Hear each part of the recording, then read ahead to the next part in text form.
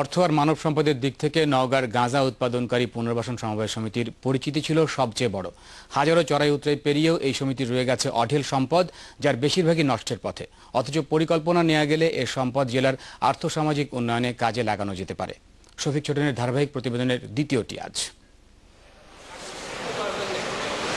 ভারতের writers building এর আদলে নির্মিত এই ভবনটি নওগাঁ গাঁজা উৎপাদনকারী সমবায় সমিতির প্রধান কার্যালয়।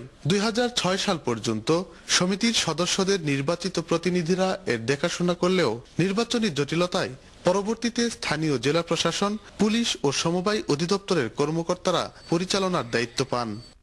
সমিতির সম্পত্তির মধ্যে রয়েছে 25 একরেরও বেশি আবাদি জমি, 27টি বাড়ি, 9টি জলাশয়, 10টি মার্কেট ও একটি হিমাগার সহ আনুষঙ্গিক সম্পদ।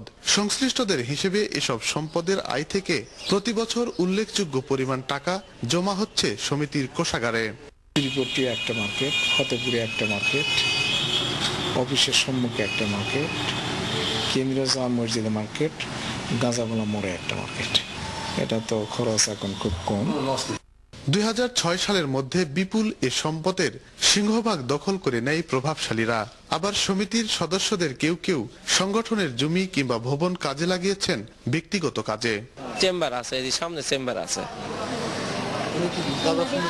উনি এখন গাঁজা এখন সদস্য কিনা আমি এটা বলতে পারবো না। অনেক বিল্ডিং এবং পুকুর, এরা এই যে ভাতাবাজি কিছু লোক এই নোটিশ দিয়ে এরা বডি একটা তৈরি করে এরা এই রিলিজ দিয়ে দেয়, পয়সা করে সব এরাই লুটেপুটে খাচ্ছে।